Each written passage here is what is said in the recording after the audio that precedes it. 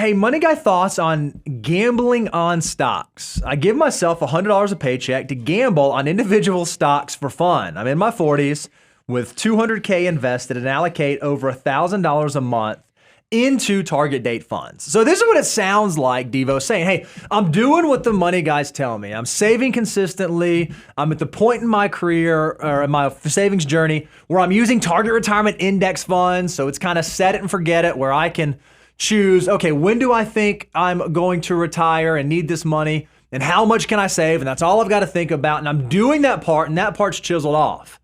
Is it okay if $100 every paycheck, and I don't know if you're paid bi-weekly or if you're paid monthly or maybe weekly, is it okay if I take that money and I gamble, Devo's words, on stocks? I'm going to tell you, Brian, when I read this question, I don't have a problem with that, because to me, it's no different than if Devo said, hey, can I spend $100 per paycheck to go golf, to go to the movies, to go pursue any other hobby that I might have? It just so happens that it sounds like Devo's hobby is trying to guess which stocks are going to do well and which ones aren't. So you guys know, I usually write down a few notes. I wrote down 3 quick things. I wrote, sure, have at it.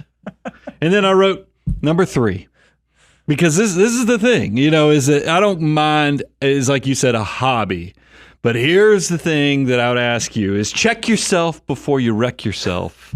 And the fact of, does this cause stress for you? Meaning that when the stock goes up, you're like hot diggity dog. You're super happy on those days. But when the stock goes down, because I'm sure you're not buying the S&P 500 with these. You're buying individual stocks, high-flying, highly volatile stocks. If you find yourself on the days that those stocks are down 6 or 7%, you go home and you're kicking dirt and you're getting in fights with your loved ones. Ask yourself, is it worth it? Because here's what I find so interesting about individual stocks, and I'm guilty of this myself, is that we've had people on when we've met with them and they've actually hit some high flyers, is that you're never going to be content. Because if you hit it, you're going to likely, after the stock is up 3, 4, maybe 5-fold, you'll eventually take your profit. And then if it goes up 10 to 20-fold, you're going to be like, I missed out. Why did I sell that stock? That could have been the one where I turned $10,000 into $1 million. I'm an idiot for selling that. And then it could go the other way, is that you hit 1 or 2 and then you decide, you know what, I've made a good money on these. I'll roll it into this high flyer. And then you lose 40% pretty quickly. And you'll just cuss and kick the dirt on that too. So it's just be careful.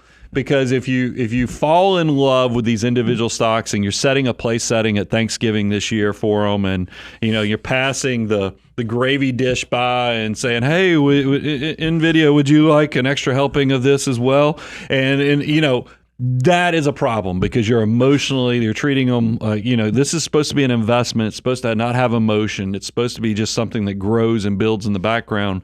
But unfortunately, when you do individual stocks, you do find yourself getting emotionally attached to them. Yeah, and I think just like with gambling, it can be a very slippery slope. It may be $100 a paycheck right now, but maybe you do have some luck and you start to believe that you have some skill at this. And so then you increase it to 150 or 200, and then it goes on. And so you just have to make sure that you understand your own unique personality, that you don't fall into that trap. And then I would argue, you said you're in your 40s, you realize that every dollar you can put away at age 40 has the chance to turn into $7 by the time you get to age 65. So even though it's quote unquote only $100, each one of those $100 could turn into $700 by the time that you get to retirement. So there's nothing wrong with doing this on a small scale, but me personally, I like seeing my money grow and compound and turn over. Yeah, but you've done this too. We've all done this. We have a no hypocrite policy around here, so we're all guilty of this as well. I'm just saying, just know yourself. Check yourself before you wreck yourself. Is that what you're saying? Yeah. That's what you're saying.